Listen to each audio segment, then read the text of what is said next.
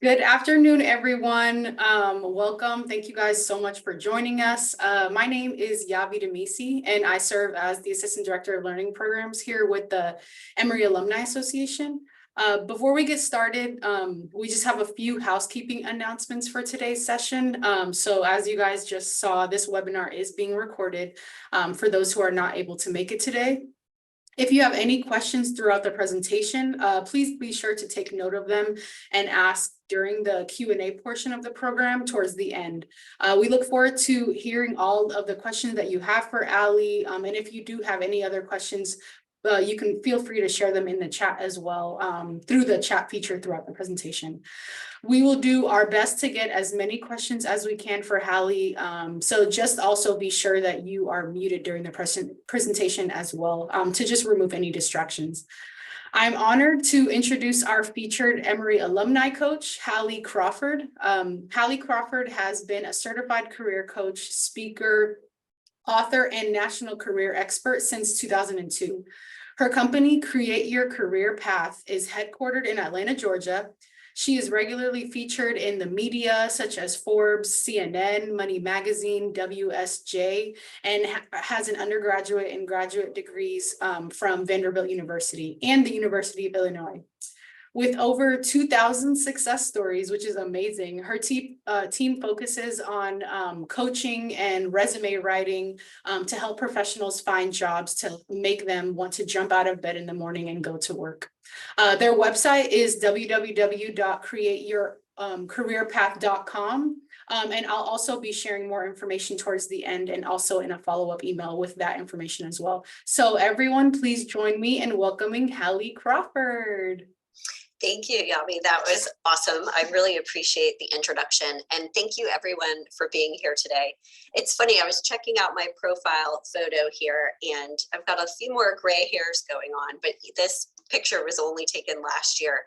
And I was thinking to myself, can I blame my teenage son for the stress and added gray? We'll see. So we are here to talk about how to work with your team more effectively.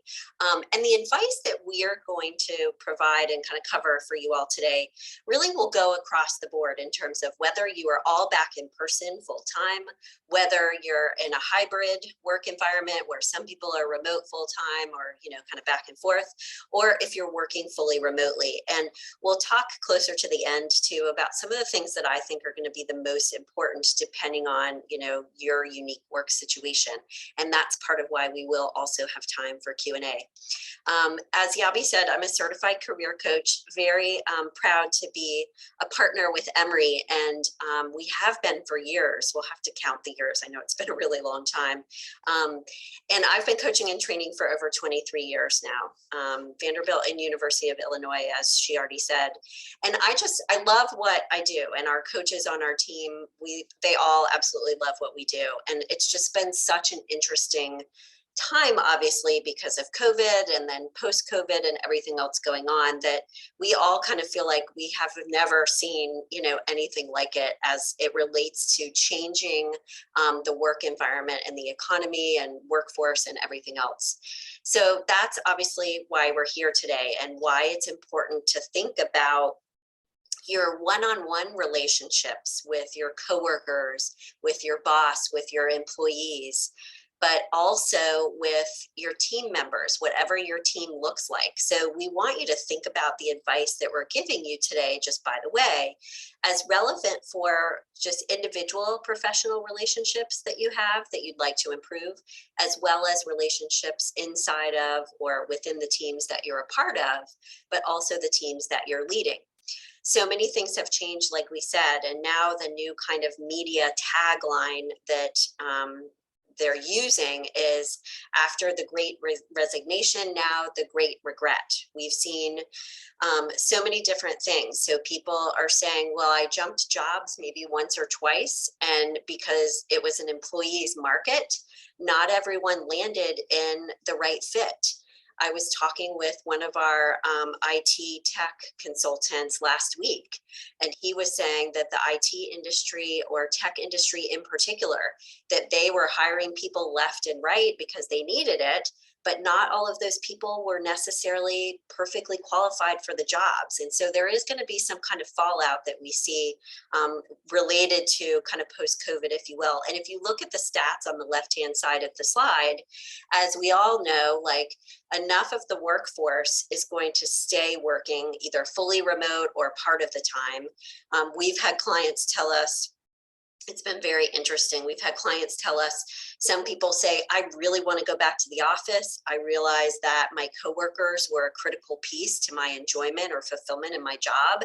And we've had the complete opposite and everything in between. Some people were saying, how do I tell my boss I never want to see her again in person? You know, I want to work remotely for the rest of my career. So just so many different changes and shifts. And I thought this McKinsey survey was interesting too, because this is what we found is more people than not prefer to work at least part of the time remotely. That if people are offered the opportunity to work remotely or more flexibly, most of us will take it, understandably, because we had a taste of it and we really like it. So many people do. So as a result of all of these changes and differences during COVID, as we all know, we started to feel a little bit more isolated. We had to find ways to maintain connections a little bit more virtually. And for a lot of people, which is why the Great Resignation occurred, is because they felt less connected to their employer. That sense of collaboration and just sense of morale kind of, went down.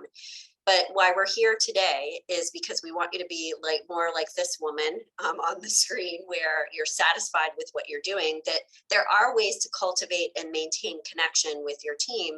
It just requires a little bit more thought and initiative. And I know that sometimes people kind of feel like this is the soft side of professional development, and therefore in some ways it's not nearly as important. But if you think about how critical communication is within your organization and how effective you are as a professional, but also your team is, it's a make or break. You can have incredibly qualified people on your team that know exactly what they're doing, but if they're not communicating with each other effectively, it's going to fall apart and not go well at all. So this communication piece is incredibly important, which is why we're here today. Here's what we have found. If you take a look at the bottom of the slide here, the things that we have found are more important when you're in either a hybrid or virtual or even in-person environment, but I would say a little bit more when it's the hybrid or remote, that it's really, really important to over communicate and provide more context for what's going on. Because sometimes when we're not in an in-person environment at work, that natural context that just comes out of chatting with someone in the break room or over the water cooler or whatever it is, that is lacking when you're working remotely. So it's important extra context for those people. And it's really important to provide that encouragement, that sense of stability, because we all kind of lost that during the past few years, I think, too, and sense of support, so they feel connected and still part of the team. The part of the reason why this piece of things is so important to not just team effectiveness, but it's also important to maintain your existing employees, is because people's work environment is a make or break for their career satisfaction and success. So I'll explain what this is. This is our ideal career model. It's a model that shows our clients what they need to consider when they're trying to evaluate if they're in the right fit, what kind of career goals they need to be making for the future, what types of things they need to be thinking about. And we've had a lot of people come to us, and when they first show up, they might be like, I'm not satisfied with my job and I need to go do something completely different. Like one person at the Big Four, she worked in Chicago, actually.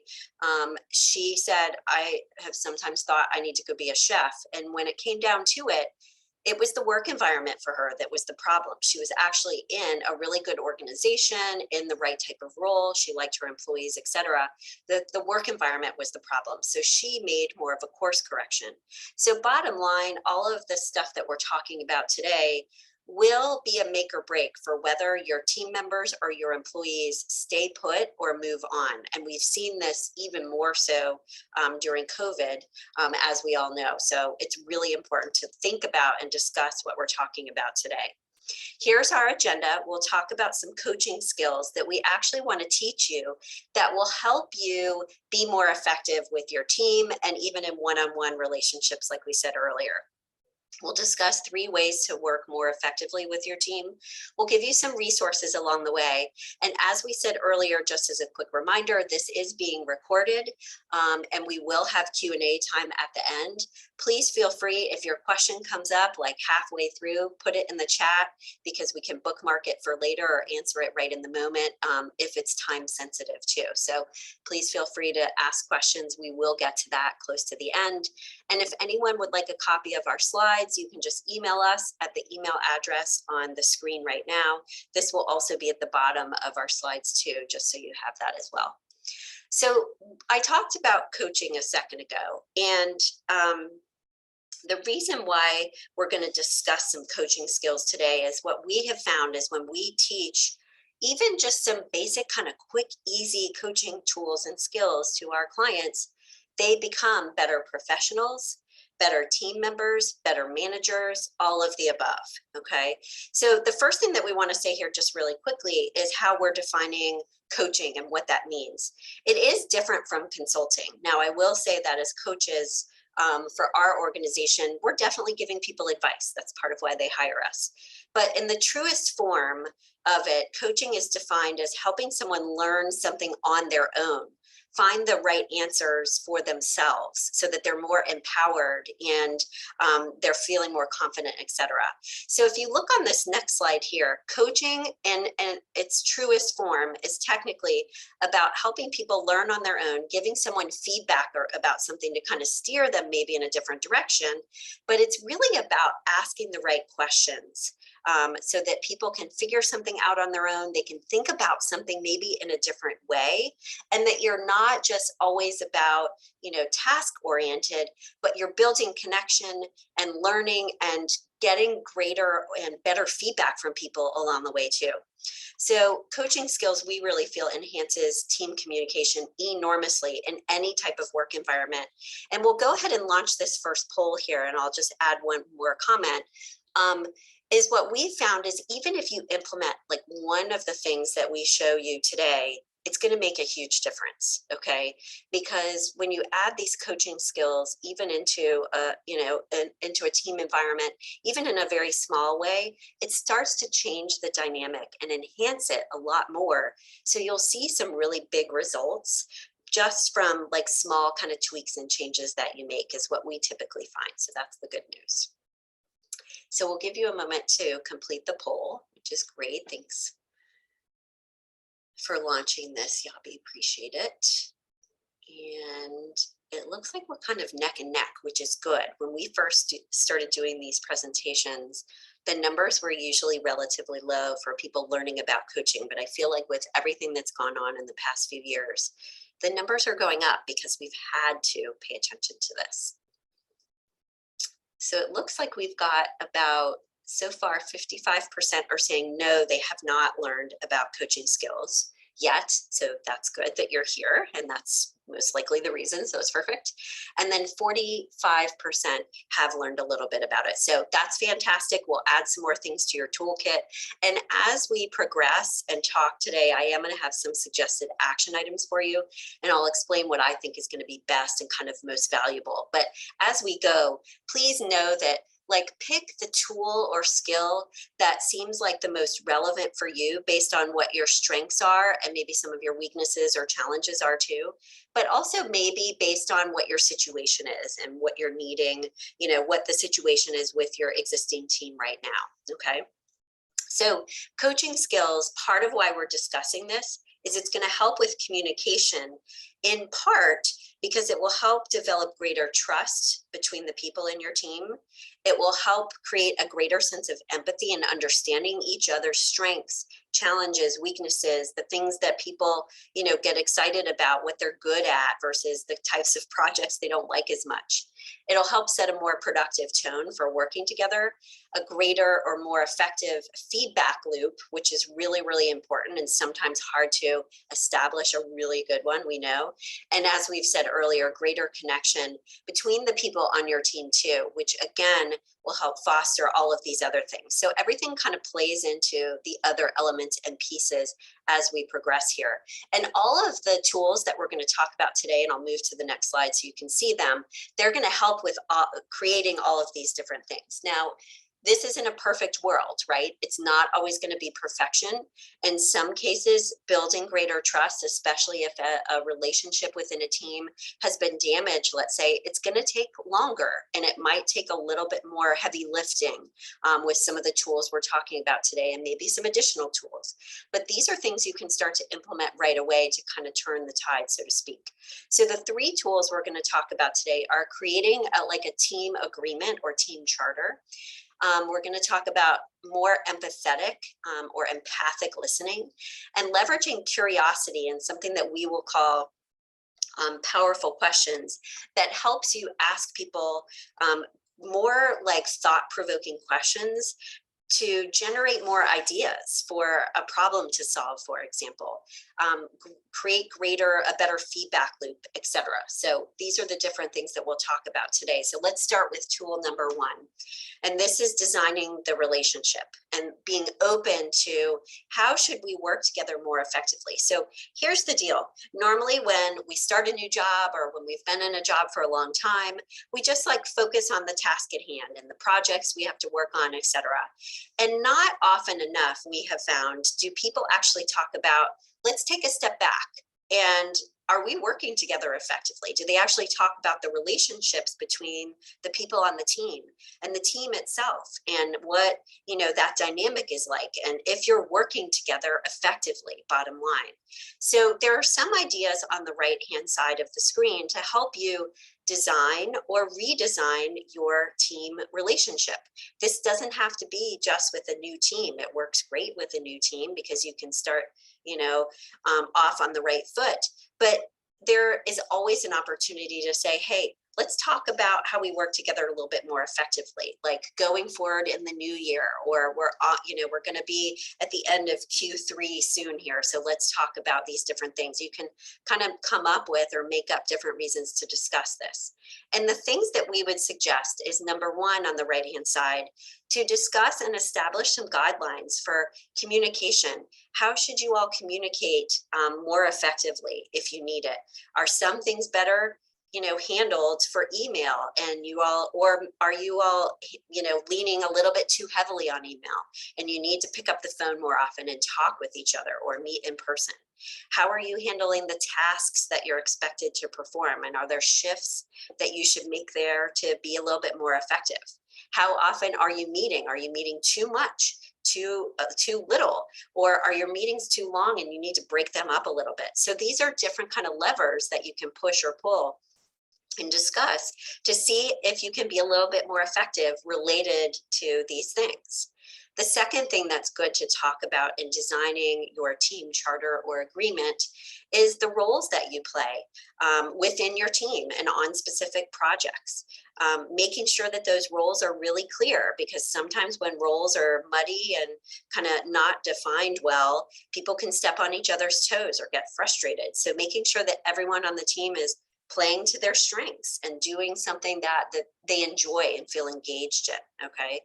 Another great thing, a third thing, would be to also make an agreement for how to handle any disagreements or feedback or conflicts. Like, what's the best way to do this within your team? Is it best to send out a quick, email and let them know, hey, this is a feedback email, let's chew on it together live in our next call? Is it better, and it is better, we would say, if you need to have or handle a conflict or disagreement one-on-one with one of your coworkers or employees, to deal with it in person or over the phone, just one-on-one. So when you have this conversation, it's a really good idea to cover some of these things, and you can even come up with what we would call a team charter. Like, it's a document that has all of your agreements. It can be short and sweet, but when you come upon a challenge or a disagreement later on, then you have a better way, for example, of handling it. And when you have this conversation with your team, or one-on-one with just a coworker, because these things can go for that situation as well, it's a really good idea to have some opinions and suggestions in your mind, but ask them first. what their opinion is so that they feel heard and you're practicing this active listening that we're going to talk about. And some of the questions that you can throw out there to the team would be, how can we work together more effectively as it relates to our communication tasks, meetings, handling disagreements or feedback? Do we need to make any changes here? And if you're experiencing a challenge, for example, right now, within your team, and you need to make some changes, you could ask them, how can we get through this more collaboratively and work a little bit more collaboratively? Okay. These are some other things that you could include as part of your team charter. Cover and make sure you're really clear on your objectives, the goals of the team, and the tasks that are being performed. Sometimes when people are working remotely or in a hybrid environment, we need to think about this a little bit more clearly and realize that because their schedule might be different or they may not be in the office as much, for example, that you need to clarify what their role is a little bit more and what's going to work for them versus not if, let's say, they're remote part of the time. You want to also think about the roles that you each play based on your strengths. And again, factor in location if they're remote or in person all the time, etc. You want to think about the challenges that you've encountered in the past so that you can, moving forward, say, okay, if we experience this again, this is how we want to handle it differently. It's a great idea to talk about some ground rules. So if some people are working full-time in the office, just a quick reminder that, look, I'll be working during these times in the office, but because of that, I'm not working at home. When I get home, I really need to be focused on that. For a couple hours, I can log in later, and vice versa for those people who are working at home. What are the boundaries that everybody needs to be putting in place as much as possible, and what's reasonable for them too, in order to still be effective? And then finally, with meetings and communication, we already kind of talked about, err on the side of over communicating for those people that are working remotely, because sometimes, again, they don't have that context. We'd like to do our second poll here now, because I am really curious about this, actually, how many people have developed any type of checklist like this, or even have had this kind of conversation with someone for a team or a professional, just one-on-one relationship, that you've actually talked about how we work and not just doing the work, so to speak. And part of why we bring this up as you're completing the poll here is we do this with our clients when we first start out with them. We talk about, here's how to make the most out of our coaching relationship. Here are some of the guidelines and the ground rules.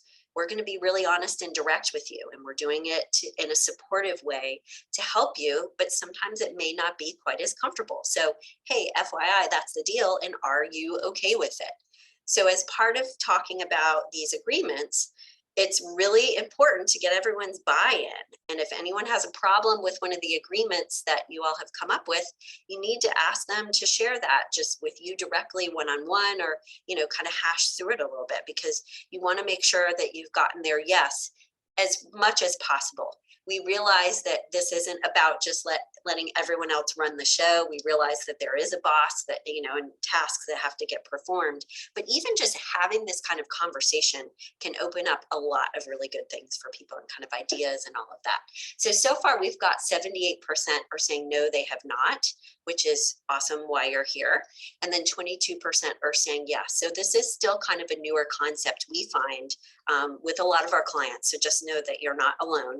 And know too, by the way, that this doesn't have to be that complicated. You can keep it short and sweet and basic and get more complicated over time as you get used to it, okay?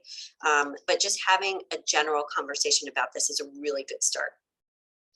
As part of thinking about a team charter and agreement, one of the things that we want to think about in order to be a better leader within our organization, leader of our teams, or even just a team member, is to be really mindful of what our needs are, but also what other people's needs are as an employee of any organization. So this is a model from the Gallup organization. Most of you have probably heard of it.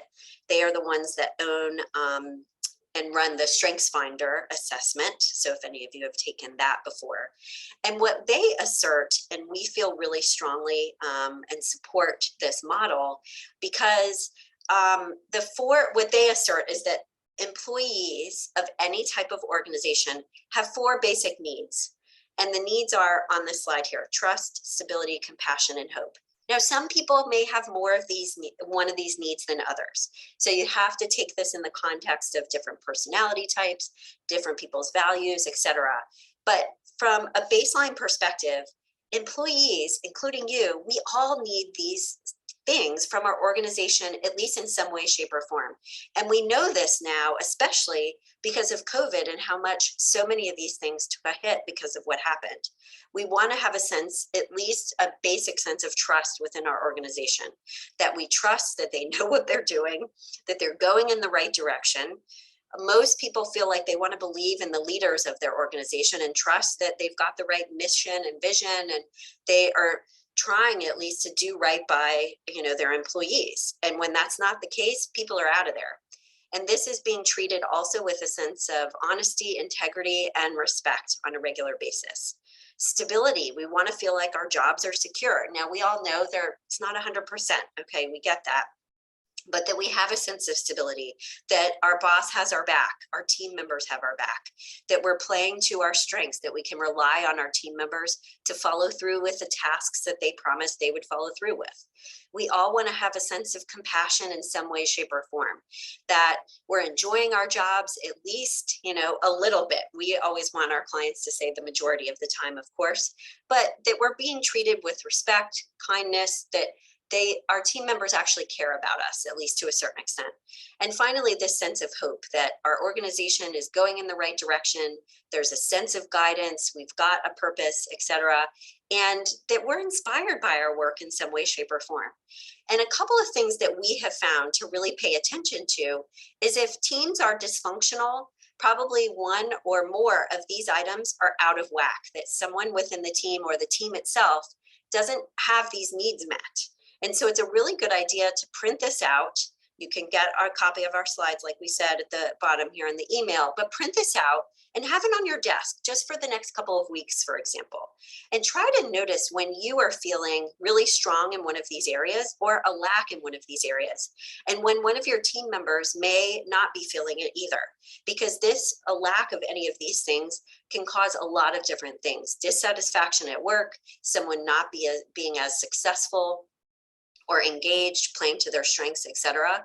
So it's a really good idea for you, not that you're solely responsible for meeting all of these needs, but to help be a part of meeting some of those needs in some way, shape, or form for yourself and for your team members. But it can also help you assess what needs to change or improve in order for things to get better.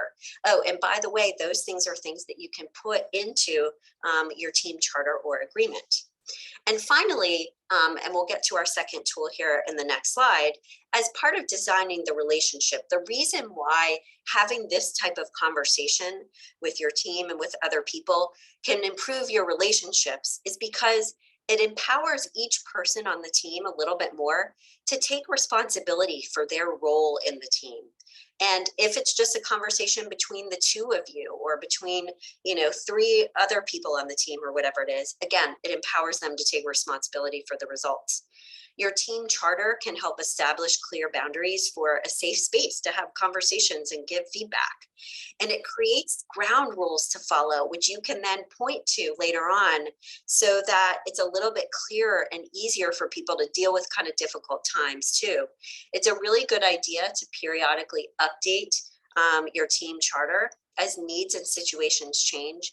And we realize too that some people on the call today may be managers. And so they could just kind of, I don't want to say march right in, but kind of, just provide this idea or suggestion and say, hey, we'd like to talk about this a little bit more.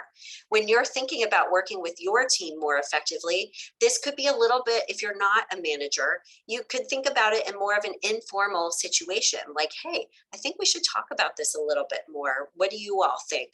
Do you think that our meeting cadence is good? Like, these are definitely things that you can still talk about, even if you are not a direct line manager for multiple people. Let's talk next about tool number 2, and this is active listening.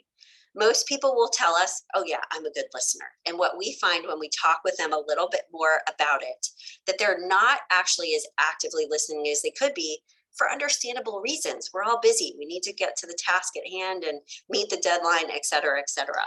So we are going to talk about active listening here just for a moment, because there's a different way to think about it in the coaching world, so to speak. We've already talked about how important communication is.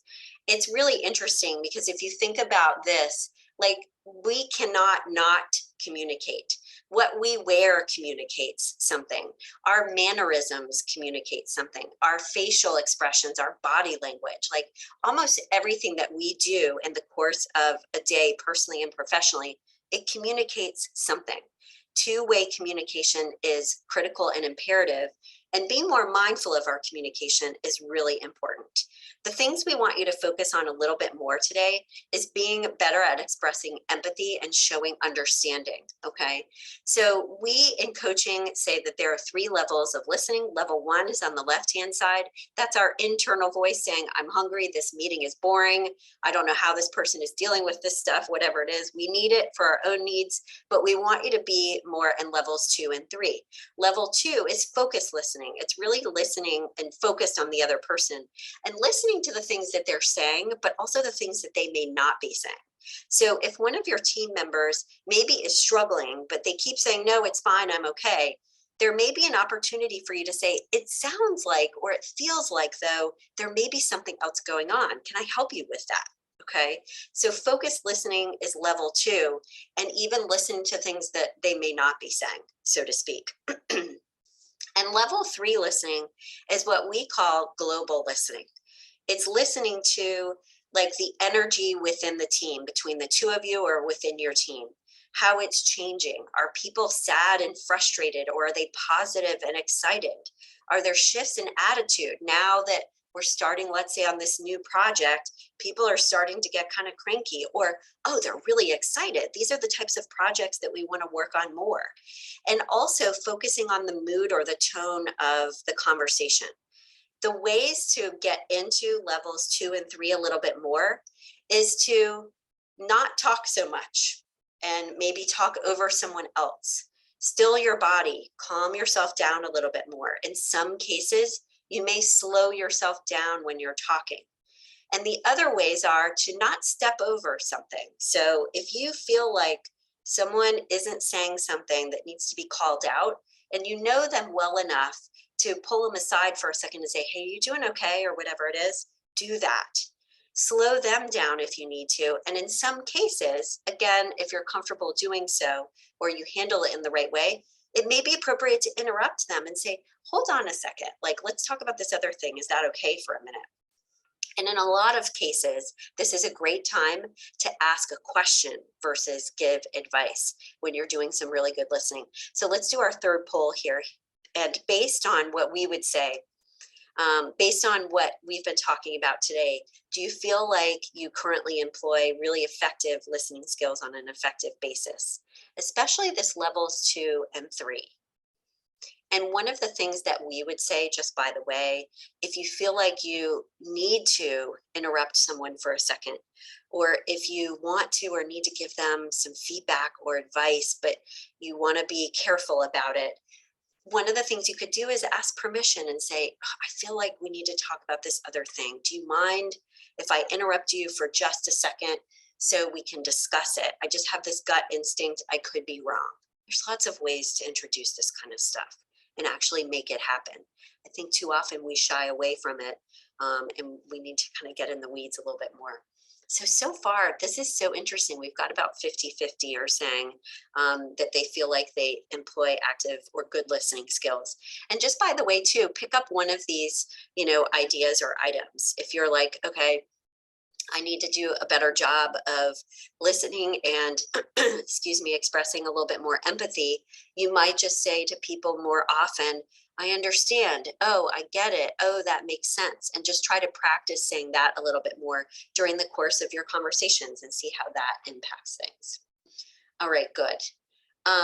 Let me see on our next slide here. There is an active listening exercise I want to share with you all too that can also help as another idea.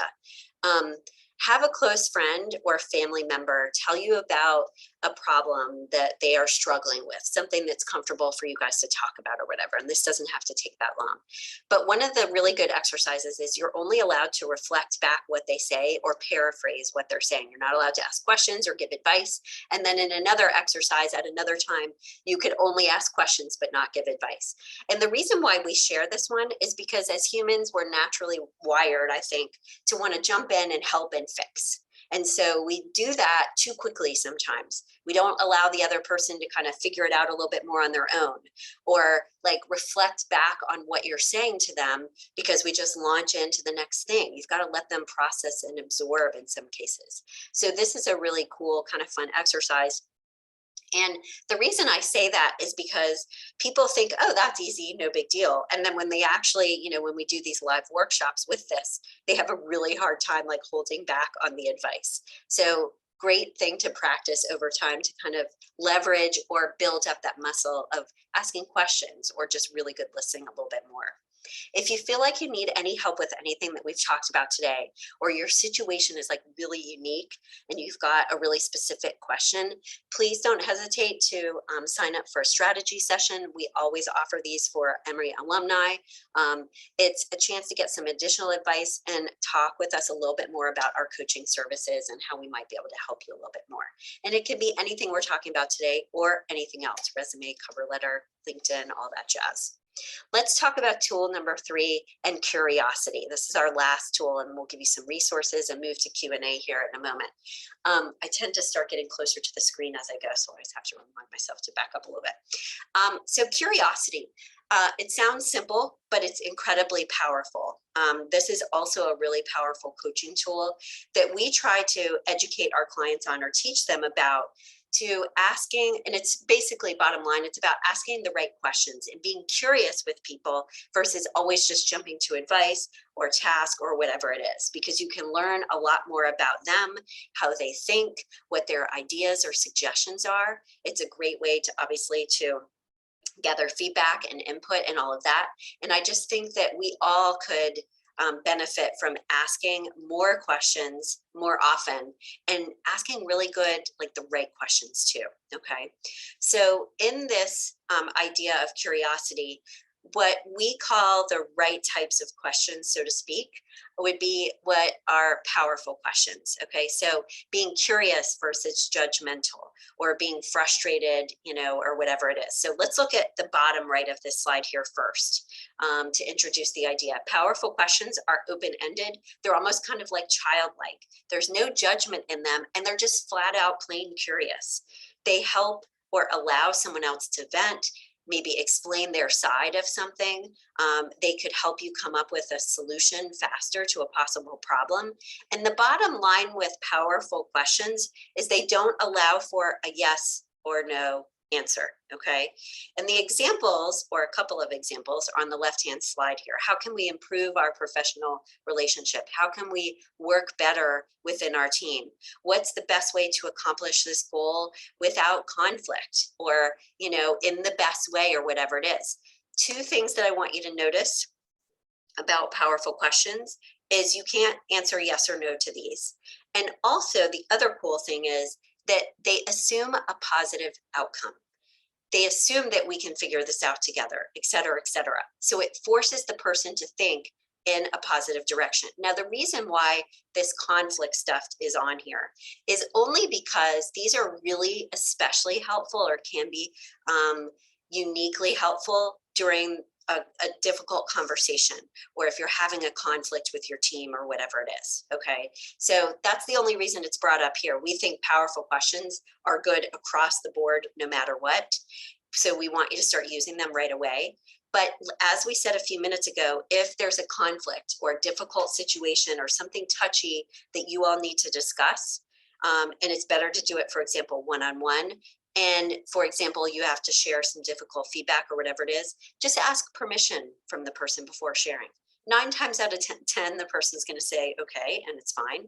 And if they say no, you can say, for example, okay, well, can we revisit this later in a couple of days? And if they continue to say no, and for example, you feel like this is really something we need to talk about.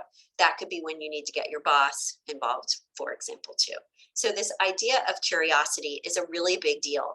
The reason why powerful questions are so good is because they can get you some really good information about what the other person is thinking, how they're feeling, why they're being difficult maybe, or whatever else is going on, how you can be more effective together.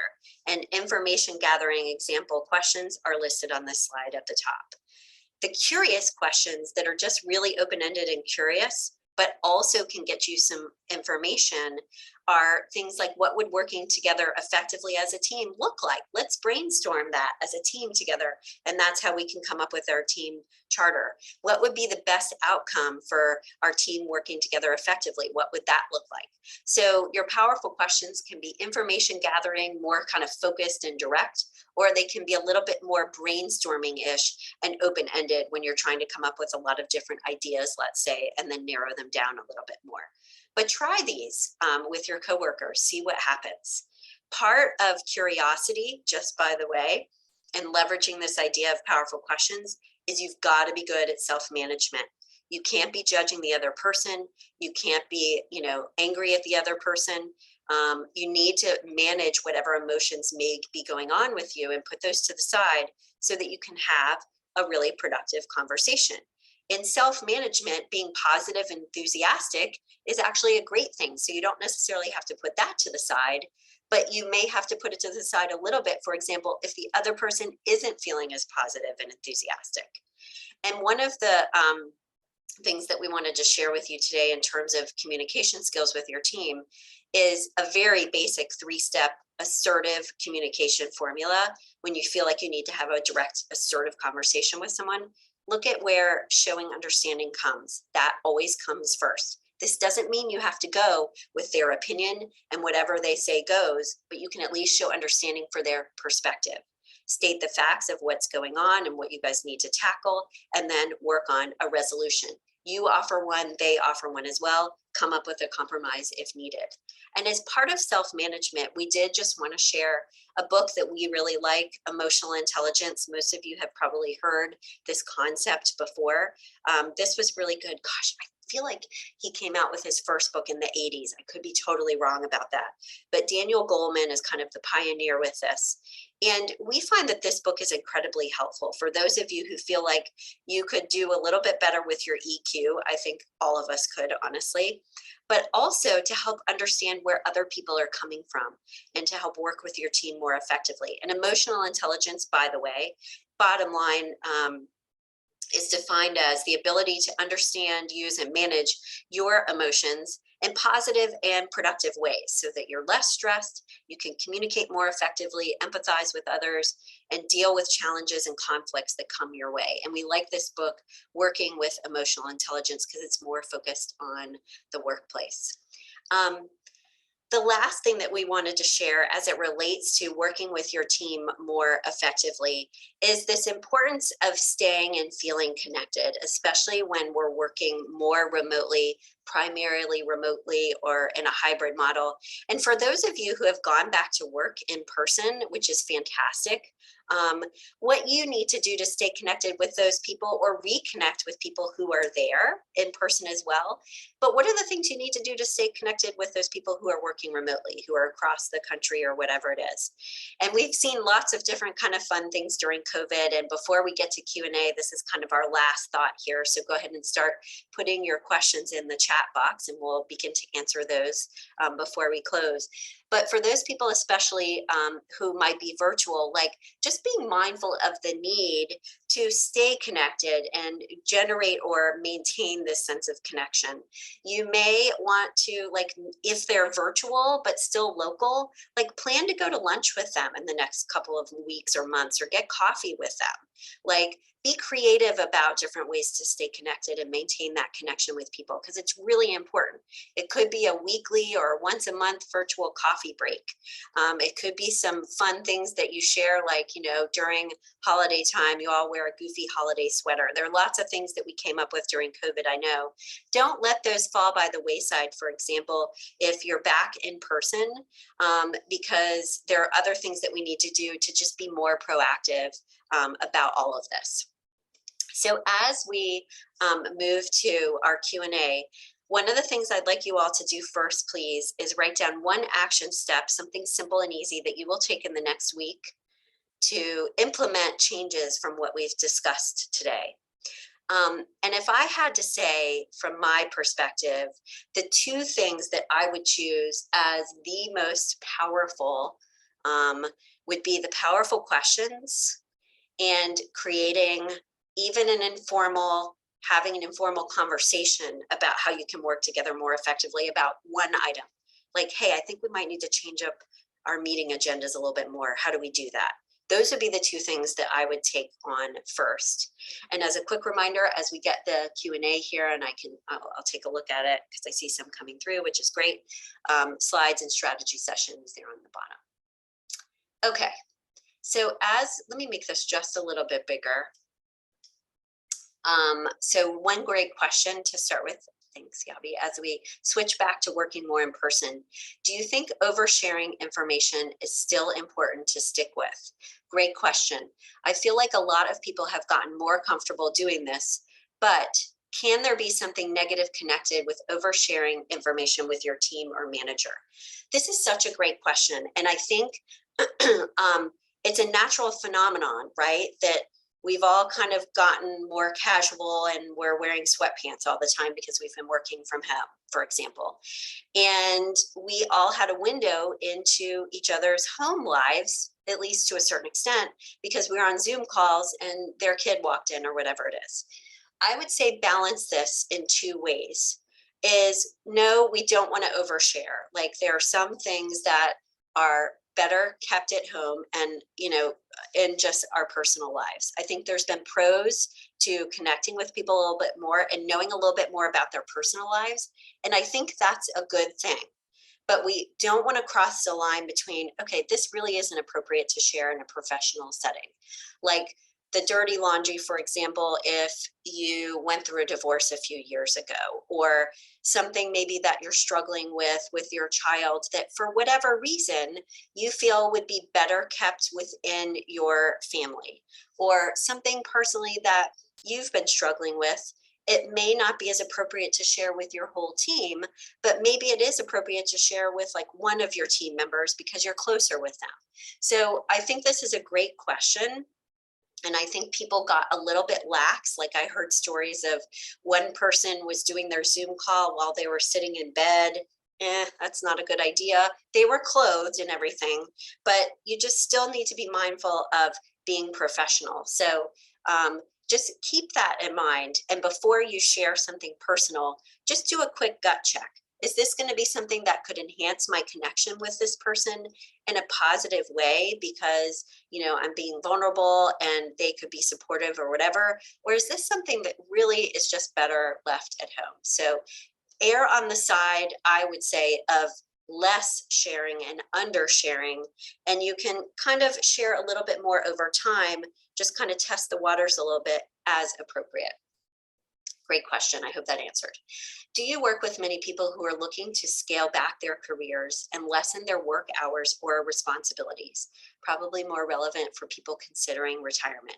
Yes, we do that all the time. More and more people are working longer for a lot of different reasons. And during that phase of their lives, though, a lot of times they want to work more part-time or remotely or have something that has greater meaning for them. So yes, we do. And we're finding that a lot more people are saying, just in general, even those that are not closer to retirement, I want to do something that's more meaningful for me right now. And that's something that I kind of learned from COVID. Another person asks, these are great questions. I'm a new manager of a small team and I've been able to connect with them easily, but I'm struggling to connect with the analysts. Team leads easily, struggling to connect with the analysts who I've less direct interaction with. Do you have any recommendations for breaking down barriers and creating connections virtually? Yes, I would consider setting up one-on-one meetings with each of them. I don't know how many people there are, how many of them there are, if that would be overwhelming. Maybe if there are a lot, you do it over time.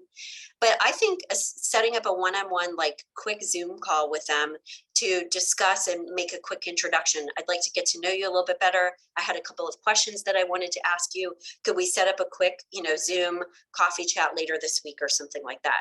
I would try to do that, get them on video if possible to establish that connection, get that to know them a little bit more, and have some questions prepared to ask them that are professional in nature, but also personal, like how is it going working remotely, that type of thing. Can I support you in any way, shape, or form? Are there any needs I can help you meet, or whatever it is? So that's what I would do as a good starting point. Another person said, over communicating doesn't mean you have to overshare. Thank you for this kind of nuance there. When we talk about over communicating, just to clarify from before, in a lot of cases, it's about what we mean is over communicate about the details of a project, or providing the context about why we're working on this, or why we're taking this perspective on this particular project. And that's what we mean when we say over communicating. It's sharing more details or context that may not be provided automatically because, for example, that person is not there and didn't hear you all talking in the hallway the other day, for example. And another person said, thank you for saying that, that's good. We are still working fully virtually and struggle to replicate the spontaneous brainstorming that used to happen at the office. I know this can be tough. When I'd start to discuss data with a team member and others would join in, and we'd fill up a whole whiteboard with ideas. So this is a great question too. I'm wondering if you could try to replicate it by having a meeting that is just solely for brainstorming. Now, I know that may seem kind of artificial in and of itself, but that may be one of the ways to try to tackle it and say, look, I want to set aside 20 minutes later this week to really just brainstorm around this one particular problem. That could be a way that you could try to tackle that. Another way is that maybe you could incorporate some time into your existing meetings where you block out like 40 minutes of time, even though the content for the meeting is only 30 minutes, so that you can have a little bit of buffer time for, oh, we need to brainstorm this idea, let's do it right now. And you can have a whiteboard, in your home office. Someone just recommended, which I think is great. There are a lot more technology tools out there, agile brainstorming tools online that you can use, that you could kind of brainstorm even together without a virtual meeting. But maybe you say, let's have this brainstorming kind of tool open for this week. And as we think of ideas during the course of the week, we can put them on there. So even just Google like online brainstorming tools, and I know you'll find some really good stuff that could be kind of whiteboarded virtually. And then the next week you kind of come together and sift through them.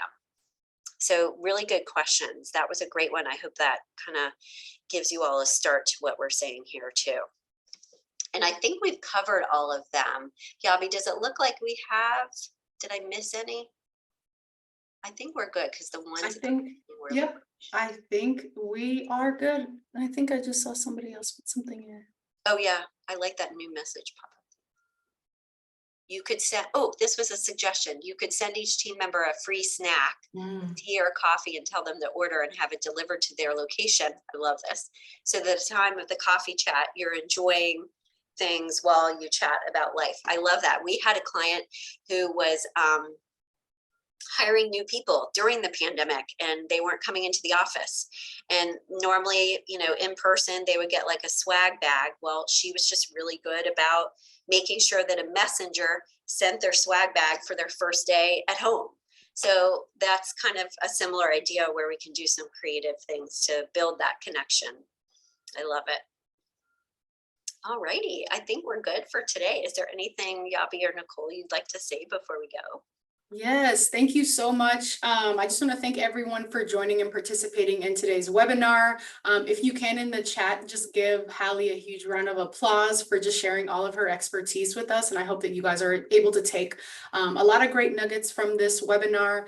If you'd like to learn more about Create Your Career Path career coaching, please visit www.createyourcareerpath.com, and I'll also be sure to send it up in the follow-up email. And we also encourage you to schedule your complimentary career strategy session for any additional assistance. And like I said before, you'll also receive an email from me soon with more information on that. And also, if you're interested in signing up for Hallie's newsletter, in addition to that, you'll also receive a short survey following the event. So if you can, please just let us know what you all thought, and also including, like, do you have any other opportunities or things that you want to see from us. So on behalf of the Emory Alumni Association, I just want to thank you again for learning with us. We hope you have a great day, and we hope you also join us at the end of this month on August 31st for another professional development program we have on being perfectly imperfect. So I will be sure to add that information then. We thank you again, and we hope you have an amazing day. Bye, everyone. Everyone, the kudos mean so much to me. It makes a difference. So keep that in mind for your team. Awesome. Yay. Thanks. Yes. Thank you all. Okay, bye guys.